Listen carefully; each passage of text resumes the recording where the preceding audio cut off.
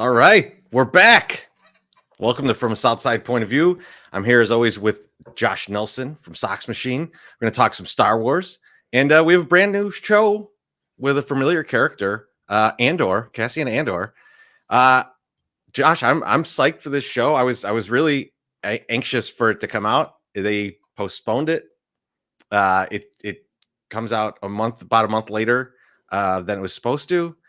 And the way that they do it is they put in these 3 episodes together.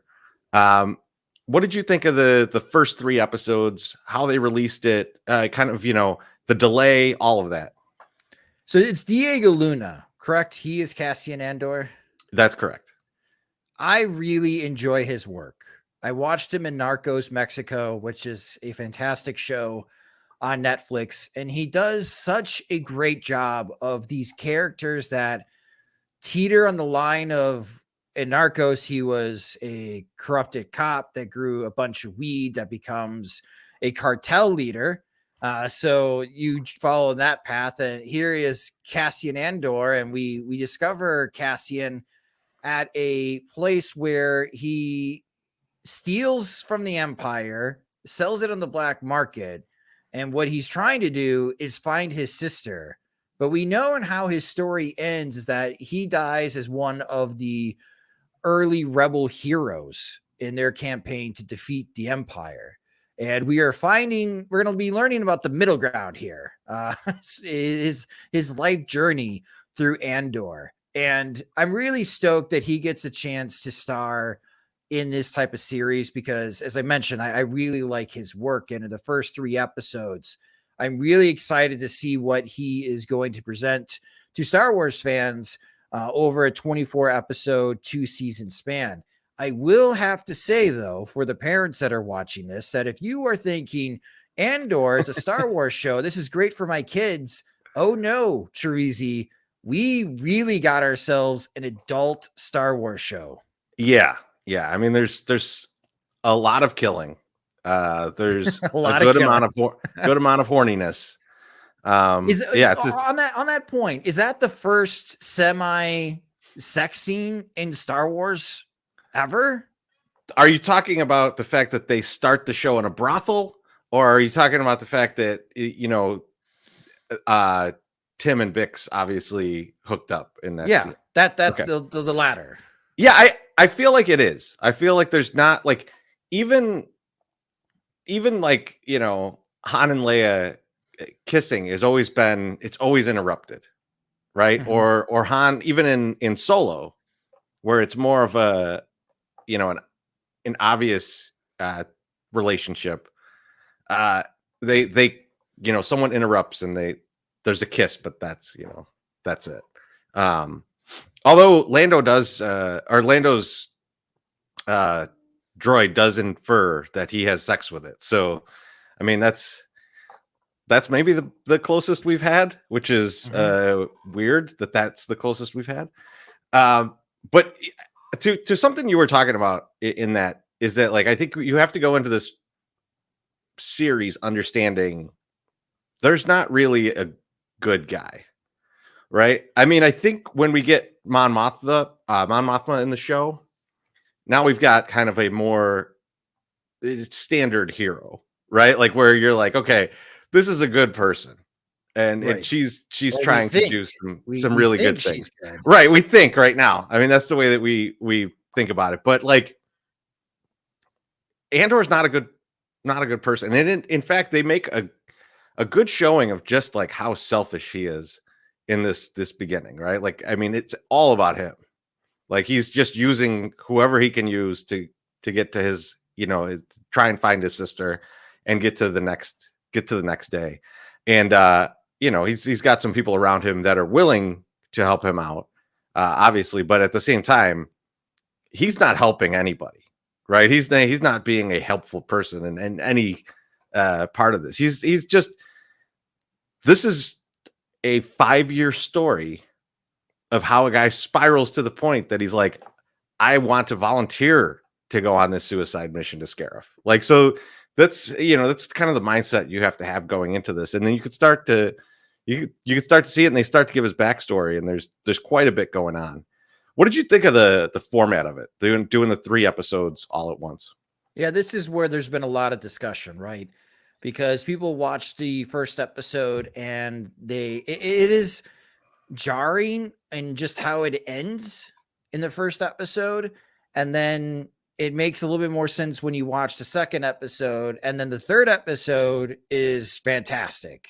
The chase, the violence, all of the action going on. The third episode really pays off for episodes 1 and 2. However, this is a good time to debate on how you set up with any show the premiere. At the same time Andor is going on, you got She-Hulk, which is very concise, 30 to 35-minute episodes. And then you have the 2 epics, House of Dragon and the Lord of the Rings show going on Amazon Prime. And the House of the Dragon and Lord of the Rings has decided that every episode is pretty much going to be half a movie, that these are going to be 60 minutes long with each episode, while She-Hulk is trying to be much more consumable in the 30 minutes. And I feel like in the first 3 episodes here that the team decided that let's try to split up the middle. They're very consumable. They're going to be about 30 minutes long. However, these are not going to be as enjoyable unless you watch all 3 in one sitting. And it makes me feel like, Trevisi, you should have just made this one episode and just say that our premiere is 90 minutes long. And some people would be off put with that, be like, 90 minutes, man, that's like almost a movie. Where some Star Wars fans would be like, oh, hell yeah, 90 minutes, let's go. And I feel like in the end, watching these 3 episodes, I'm definitely in the later camp where I want all 90 minutes pushed together. Yeah, I mean, I think I walked away from it going like, it made sense to put all 3 together because it played like a movie. Like when I went back and watched it again, like I didn't stop for anything, just like let it all roll through, and it bleeds right into each other. And it reminded me a little bit of how the Clone Wars would be like a 3 episode arc. Good a lot point. Of the time. And those are short episodes too. Those are 23 minutes or whatever they are. And I'm just a little nervous about how this show goes moving forward, right? Is it 4 3-episode arcs? Or did we get the first, like, hey, you need all of this to just understand where Andor's coming from. And now we're going to go episode by episode. We're going to flash between Mon Mothma and Andor. Or are we going to get, like, the next 3 episodes are Mon Mothma. You don't even see Andor, right? Like that could happen, right? Like, so I'm kind of wondering how they're going to do this. And how enjoyable it will be if you do have to wait basically 3 weeks to get to the culmination of like really one storyline. So I'm interested to see how they lay it out, but they did the absolute right thing to do these 3 episodes together. Yes. Because it just like, I don't know how you could like watch one of them and then just like walk away and be like, I'll get to this a little bit later. Like, you want to know what's going to happen in this next episode, especially between 2 and 3. You just really are left with like, oh man, I got to see what happens with this Luthen guy. Right. And you get confused too. Like, oh, I can watch one episode right now because the kids are napping and I only got like 35 minutes to watch the first episode. I think it would be off-putting. Be like, oh, this is it. And then you're kind of like left waiting until you get another chance to watch, the next couple of episodes. So I think, typically we really haven't gone into the weeds, Terezi, into how they are presenting the story, how they are editing the story in our previous podcasts reviewing Star Wars shows. But here, I do think you bring up a good point, because if this is going to be the pace, then I almost prefer that you just release episodes 4, 5, and 6 in one sitting, because give me the viewer the option of streaming all 3 in one sitting, a mini binge, we'll call it. And then if some awesome. Just don't, right, and if some just only have 40 minutes, and they're scheduled to watch one episode, well, then they could be the ones to watch one episode. So it'll be interesting to see on how they release it moving forward. So one thing that was brought up in the comments here, and it's the best part of the Clone Wars is all out of whack in chronological order. It was like it bounced back and forth, and so I'm wondering if that's going to be the case here, and if that's why for the first time in Star Wars we've seen the actual year listed here, this BBY 5. So if you're not familiar with how they do the timelines in Star Wars, the timeline is before the Battle of Yavin, which is when Luke blows up the Death Star, right? And then after the Battle of Yavin. So we're 5 years before it. If you're watching this, you kind of know that we're before it because, Rogue One is like moments before that, right? So this is 5 years before Rogue One and A New Hope, right? Like, so those two movies happen right next to each other. So what else is going on around this timeline? So this is 5 years before that. So this is, if you watch Star Wars Rebels, it's starting at the exact same time. So while Luthen is finding Cassian, Kanan and Hera are finding Ezra. So that's like, and he's a young kid. And then so they get him, and then they're off somewhere else. You've got Cassian and Luthen somewhere else. The Senate still exists. Luke and Leia are both about 14 years old. So this is around the time Leia starts getting involved in the rebellion, and Luke has absolutely no idea that any of this is going on. So he's on a farm, and this is about 4 years after Obi-Wan. So again, Luke is still unaware of all of this stuff. Leia's already experienced that adventure with Obi-Wan, and now she's about 14 years old, starting to become more and more aware of what's going on, what her father's involved in, those types of things. So Kenobi's 9. It's BBY 9 for Kenobi? Yes. And Solo is BBY 10. And so that could tie into this show. So Enfys Nest in that show, she runs the Cloud Riders. They steal the coaxium in that movie. In other materials, we find out that Enfys Nest actually got that coaxium, gave it to Saw Gerrera. That's the connection there. Saw Gerrera will be in this show. Enfys Nest has not been announced to be in this. We don't know that she will show up. But her and I forget what his name is in the show or in Solo, but Warwick Davis. Around the time they're filming this, they're also filming Willow. So it wouldn't have been difficult for them to say, let's get these two in here. So that's a possibility that you might see.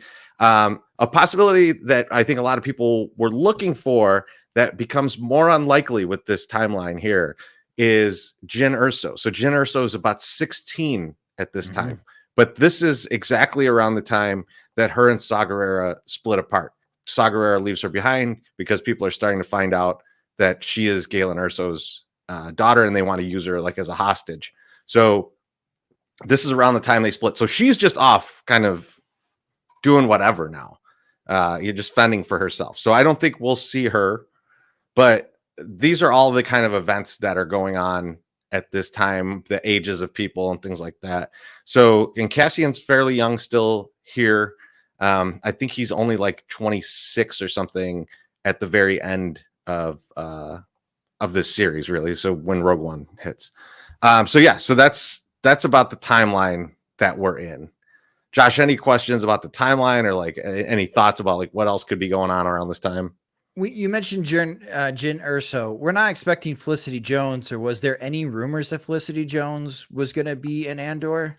There was speculation that she could be, but it really doesn't make a lot of logical sense. Okay. Like it would be a very fan servicey, like, running into like in Rogue One when they show the guys from that end up in the bar,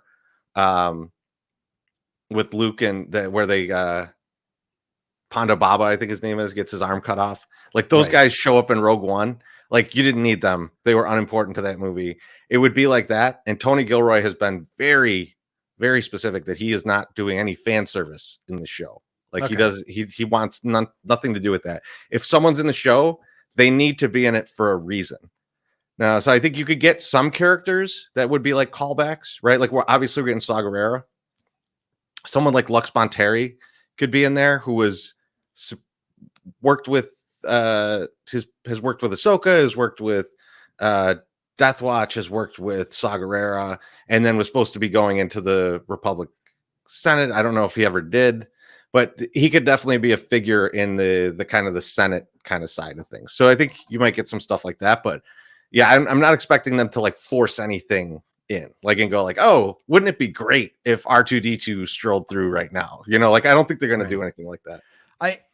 I raise that question because Felicity Jones is 38, and I think that shocked me because I was just looking it up on my phone, asking her to play a 16-year-old version of a character that she played a few years ago.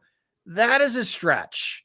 Even though I'm shocked that Felicity Jones is older than me, she certainly doesn't look like it.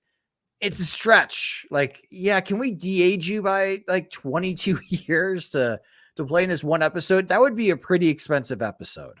Yeah, you'd need to basically get someone else to do it. You need to get like a teenager to do it.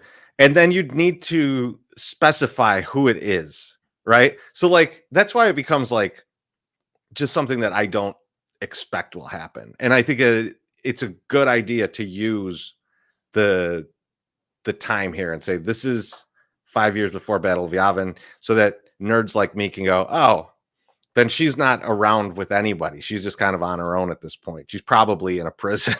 So like there's no reason to bring her in. Yeah. Speaking of going to prison, let's get into Cassian's first kills of the show. And the first of our fucked around and found out segment. So there's plenty of these throughout this series. So like I'm very excited to see how many people are dumb enough to do stuff like this. These morons decided to get into it with Cassian, try and shake him down. And Josh, to your earlier point of, you know, like Cassian's not really a great guy.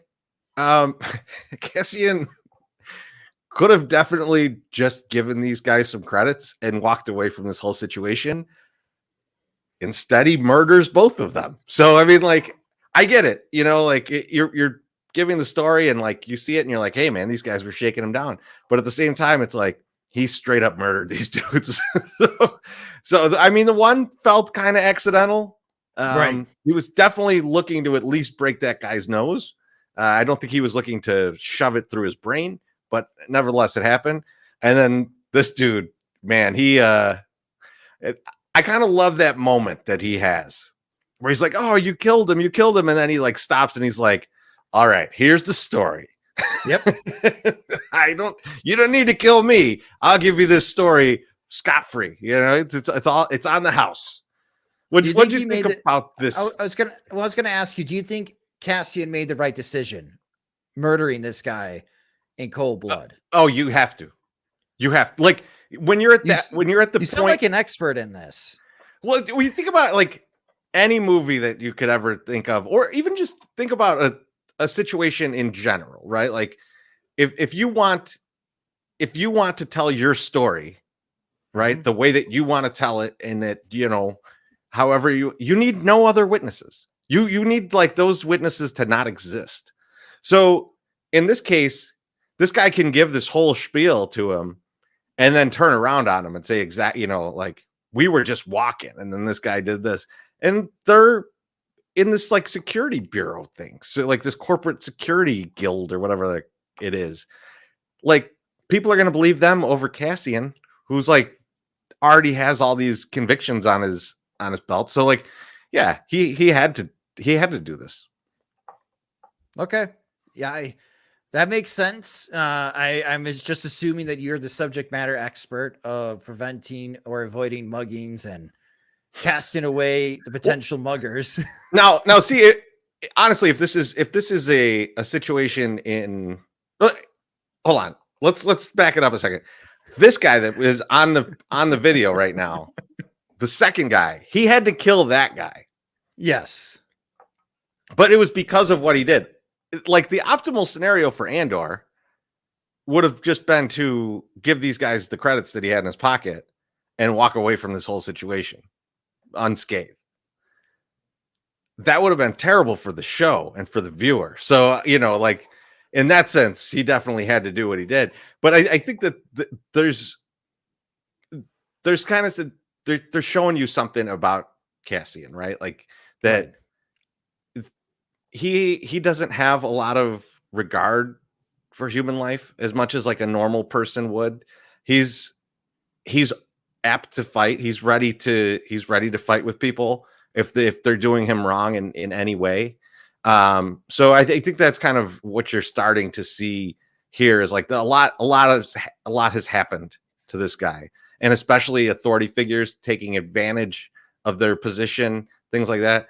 And that's what the second killing really is, right? It's a guy going, I know how to fix this. We can do this. We just need to lie together and we can do this. And he just has no interest in that. And so I think that that's a kind of what you're starting to see out of Cassian here.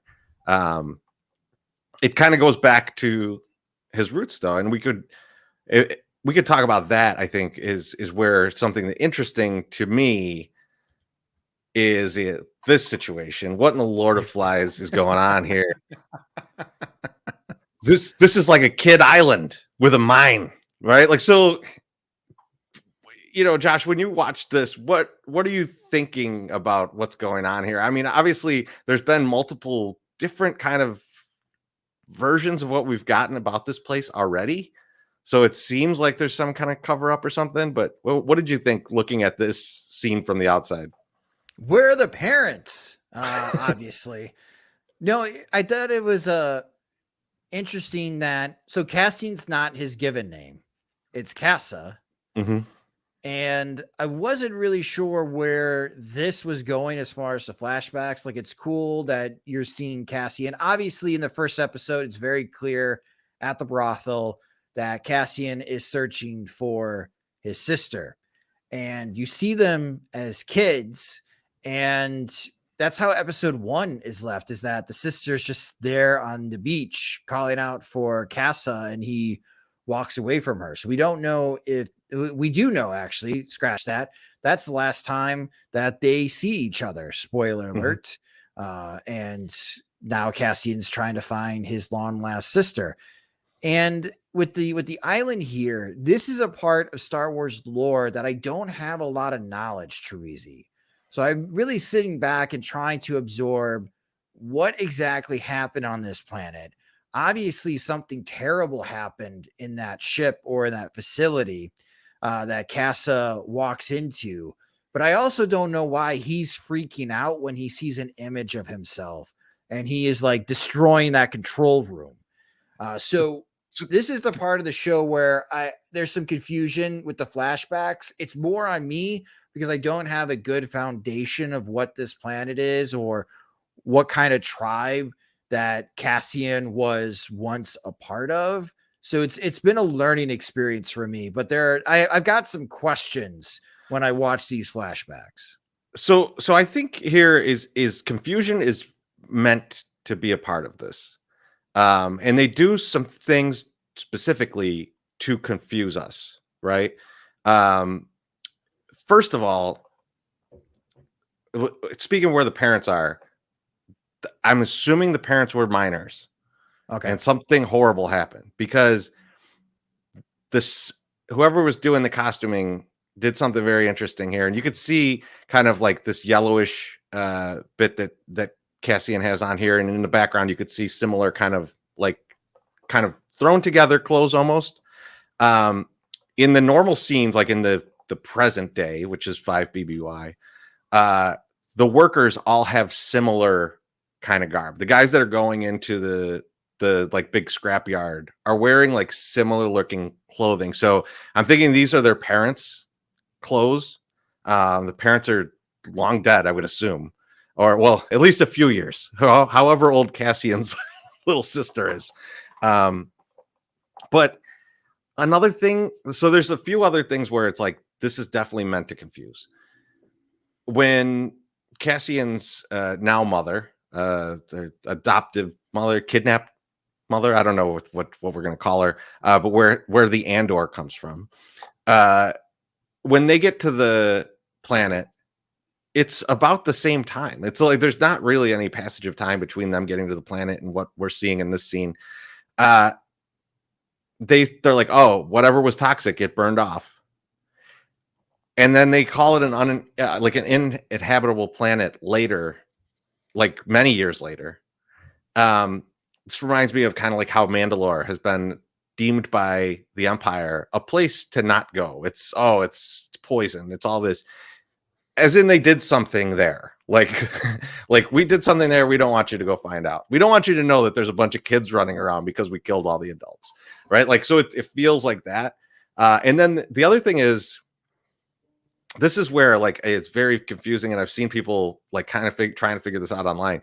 Is the outfits of the people that were like crash land there, very poorly crash land there. They have like separatist logos on their stuff. Oh, do they? They're referred to as the Republic by Cassian's now mother, and no one's really sure why either would be, because we're already under Imperial rule at this point. Like, so it's that like it felt like they did everything they could to very much confuse us about what's happening on this planet that is now, according to them, deserted, but I seriously doubt is actually deserted. Because all these kids were there. They're gonna grow up. Some of them are already, teenagers in this. So like it's very interesting to see what will come of what was on Canary, and like what Cassian's gonna find out probably about what actually happened, what happened to his parents, all that, which is just going to kind of fuel the fire more, I would assume. Got it. Okay. Yeah, I'm curious. Obviously, we're going to get more flashback episodes as we move forward. Like I'm really interested in what happened to this planet. I think I'm more interested in what is the tragic event that ruins this planet more than Cassian's flashbacks as a child, if that makes Right. sense. No, it does, right? Because this is like a mystery of the show, right? And they did it in like they wiped out I don't want to call them people, but whatever those creatures are on Geonosis, right? In a similar fashion. Mandalore is a very similar scenario. Um, much like the limited amount of Mandalorians that still exist, Cassian's part of this crew of like a limited amount of what in the credits they call them alphas of the Canary tribe. So it's going to be interesting to see what goes on with that. But like it's going to paint, at the end of the day, it's going to paint the Empire in a very horrible way. I'm sure like, they didn't do something good to this planet. So They had a high approval rating at this time. And, they did, and I mean, I think that's interesting part, right? And like the fact that people will just go like, "Oh, I never heard of this place. It must not exist." There's a lot of that attitude, and it kind of bleeds into the next guy who fucked around and found out, and that's Tim. So this is the guy that he gets a little tipsy, decides he's going to rat out Andor. And like, I don't think of this guy as really a bad guy, right? He sees that his girlfriend is mixed up in something and he feels it's Andor's fault. He trusts the government around him to take care of this kind of situation.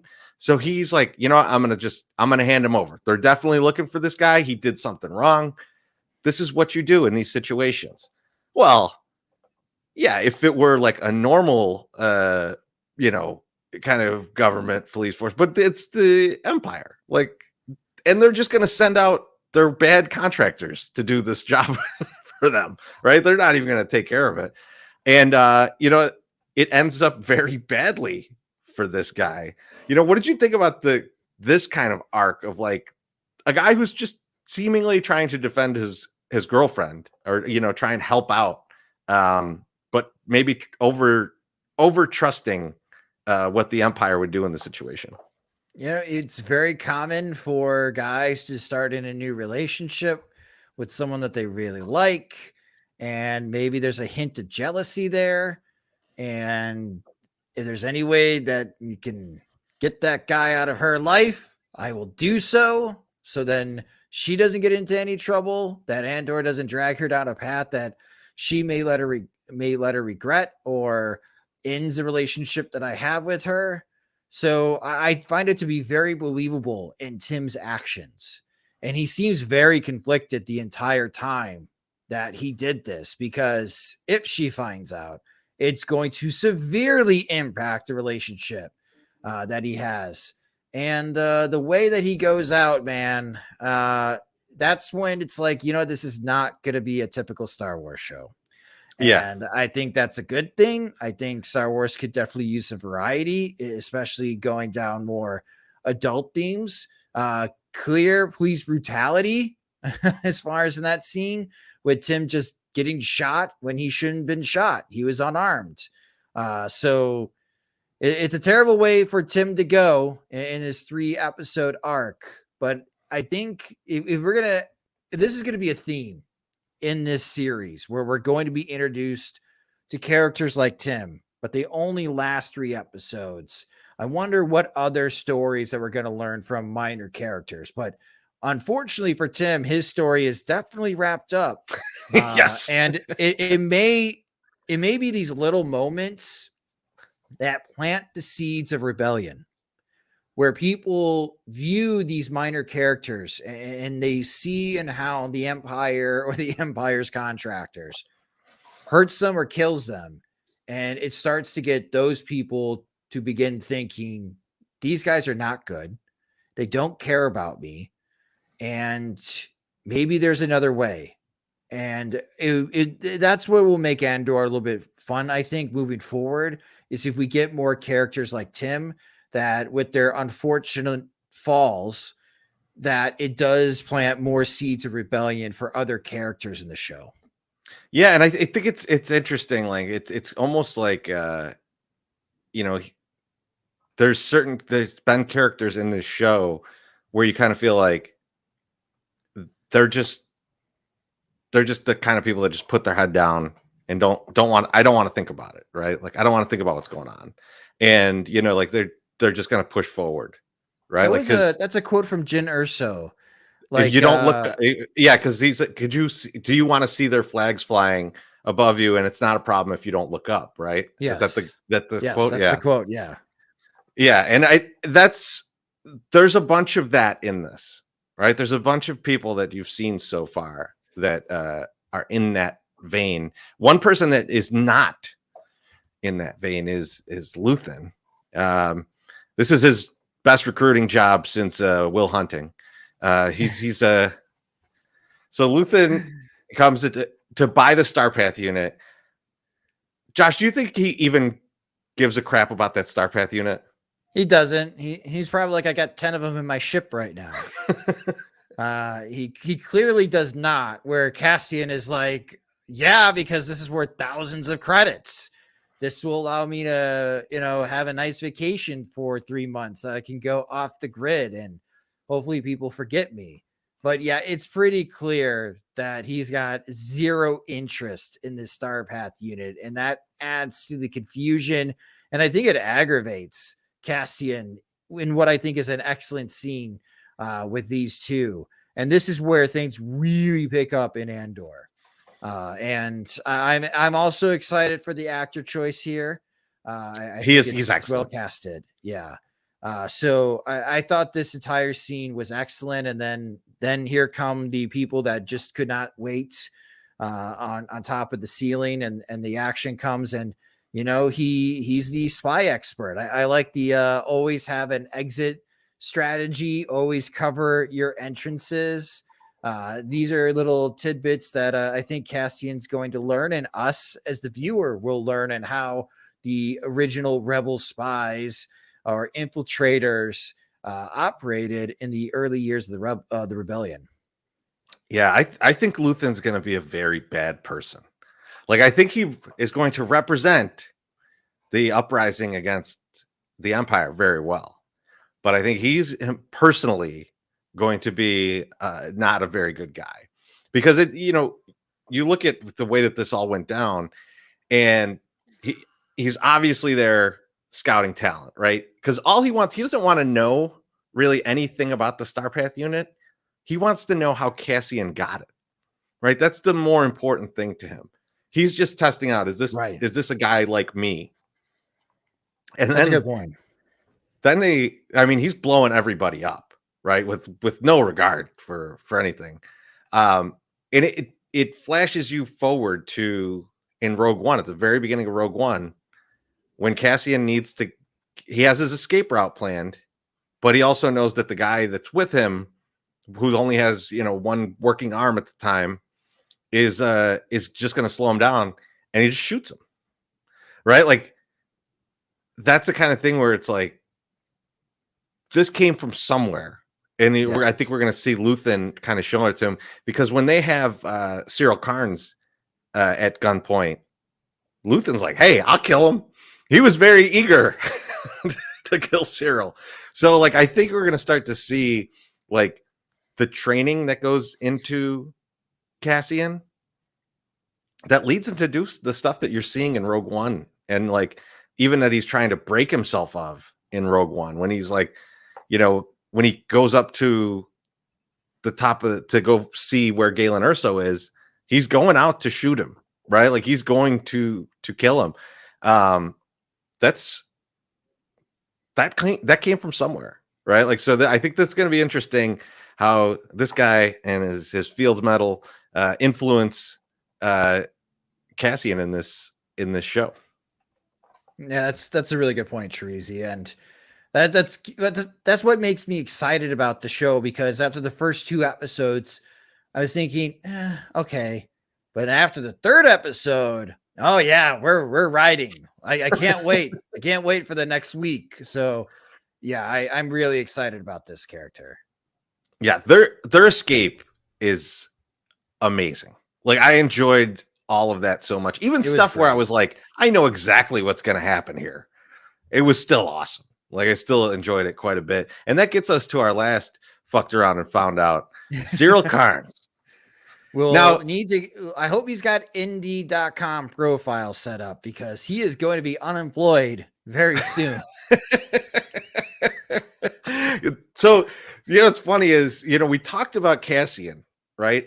And like, when he's about to get mugged, and what should he have done? Like, should he have just given the money and walked away? Yeah, probably. That's probably the easiest thing for him to have done, and you go unscathed. The polar, while being polar opposite, but exactly the same, is Cyril Karns. He was given an out.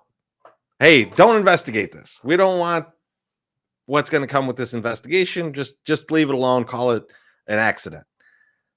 He said no. He wants to be this overachiever. What I did love is when he's yelling at all the people to do all this work. Mm-hmm. This security bureau that is like underneath, like, they're obviously contracted out by the Empire.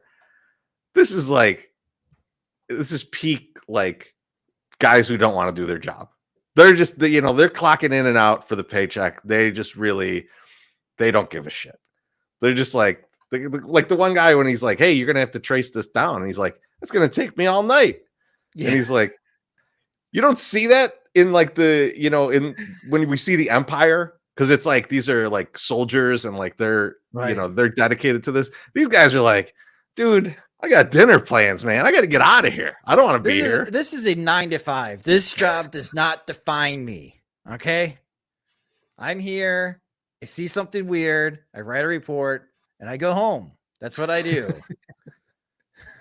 That's how it felt. And I kind of loved it. And then this guy is Mr. Overachiever. He finds the other guy who's going to be the same. But the other part of this is that they go and then try and catch Cassian. And you start to realize, like, this is just a totally inexperienced group. They shouldn't be in the positions that they're in.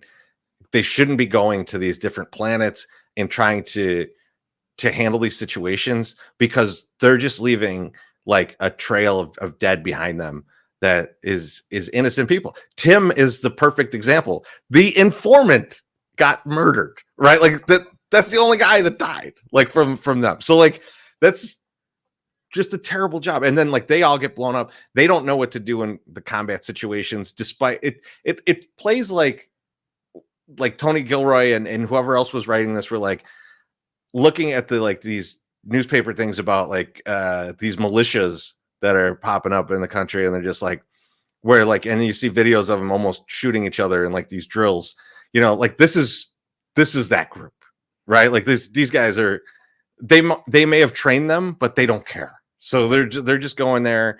The younger guys are looking to just rough people up. Like it's a whole thing. So like, I feel like Cyril Karnes should have just never been on this planet. And now he's experiencing what it's like to go up against a real rebellion. And the thing I keep thinking about is, you know, that scene in Godfather 2 when they're in Cuba as the revolution's starting to happen. Yes. And Michael and them are discussing that, yeah, the rebels are completely outmatched, but they have all the skin in the game, right? Like this means so much more to them than it does to these mercenary soldiers. And like, that's how the rebels can win in Cuba, right? That's the whole Godfather 2 thing. It's the same thing here, right? Like these are guys like just trying to get a paycheck, and they're doing this as a job. And the rebels, that's who they're going to fight first, is these kind of guys. And like, it's not going to go well for these guys. Yeah. Do you think we're going to see, is it Cyril Karnes. Yeah, Cyril Karnes. Yeah. Do you think we see Cyril? Is Cyril going to be having his own path? That's the B plot opposite of Cassian Andor, where we learn and how Cassian Andor becomes a key figure of the rebellion, that we're going to see him be recruited by the Empire, and he becomes a Empire officer, still trying to hunt down rebel cells. I almost wonder if it's going to be the other guy, the guy that he brought with him. The Scottish guy? Yeah. Because that guy is, and this is me reading outside of the show itself, that guy's the bigger actor of the two. Like he was, I think he was just in the Batman. He was in Chernobyl. He seems to be in a lot of stuff of late. And I'm wondering if like this was set up to show this was the one competent guy on this mission. He's going to kind of rise past this guy. So I think Cyril may be in it still. I would love it if he would just became like a very angry, vindictive person because he's going to get passed over after this shit show. So I don't know. I'd like to see both of them in it. I thought they were both really good in their roles. Like I felt like they were very enjoyable to watch, and very enjoyable to watch Cyril get outwitted. Yeah, Cyril's going to be unemployed. I mean, he's going to be looking for a new job. So joining the Empire makes total sense. Yes. Well, you know, the Empire is the home of the most incompetent. So that feels like a good mix. He's probably, you know, he's probably started out in there. He was in the Obi-Wan episode. He just walked right by Obi-Wan with the trench coat.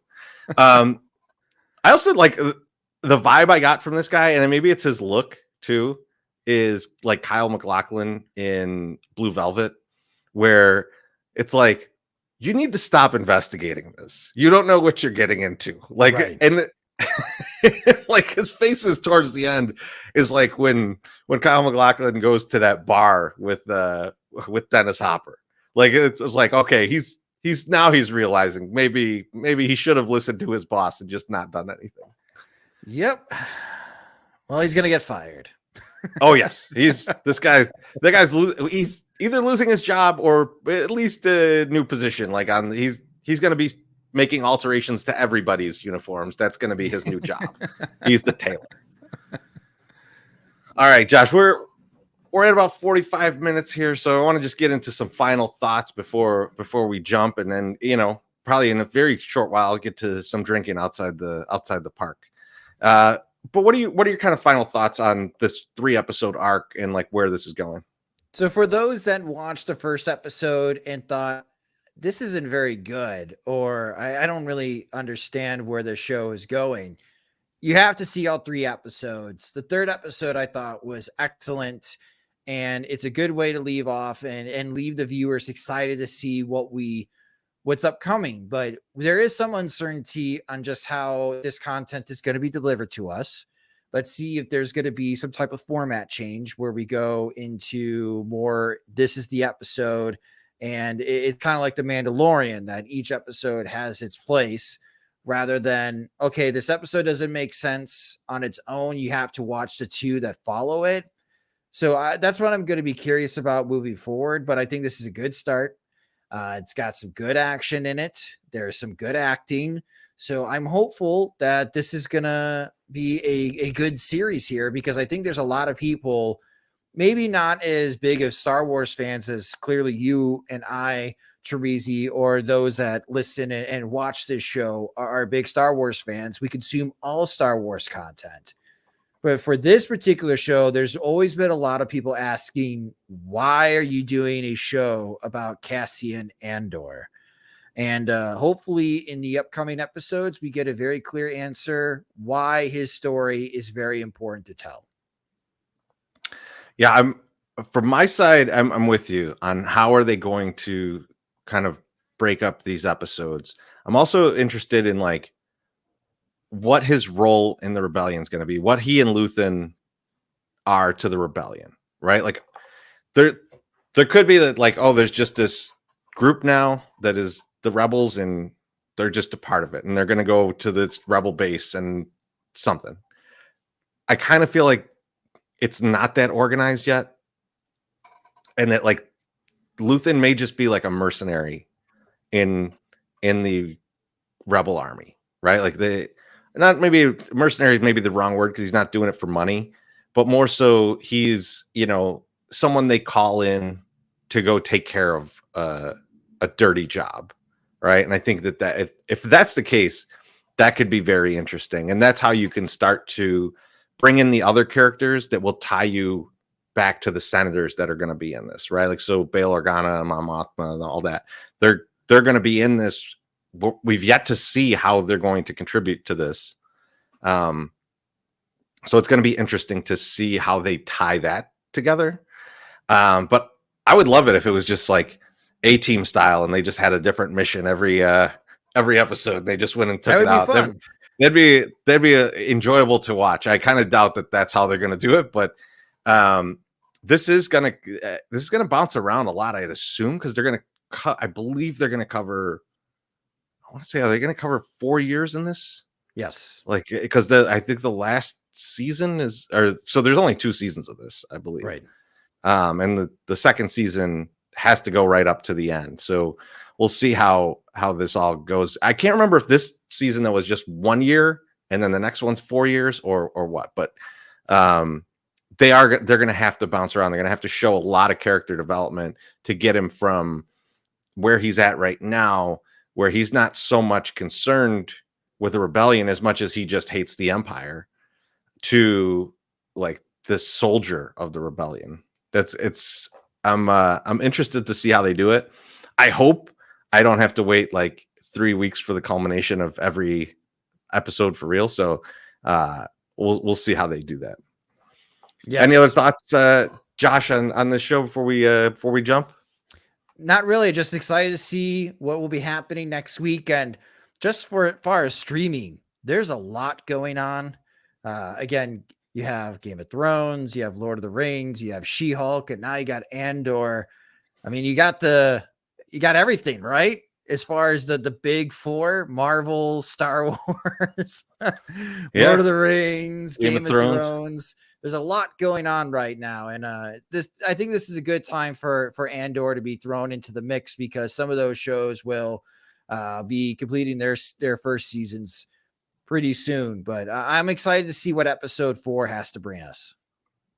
Absolutely, it's crazy that we're already to episode 4 because of the way they laid it out. Right. But I'm really rooting, Josh, that you're right, and that they decide to go 4, 5, and 6, all released on Wednesday. But we will see, and we will be back. But next week's going to be tricky because we're going to be in San Diego for the Sox. So we'll see when we get that episode fired up. But we'll definitely be recapping. We'll just do it from the beach. We can reenact the end of Rogue One. We can hold each other. Get a sun flare. Let's hope we just get that part of it and not the full extent of what happened in Rogue One. But Josh, thanks as always, man. A lot of fun, and we'll be. I look forward to the rest of this series, and we'll talk to all of you very soon. Bye, everyone.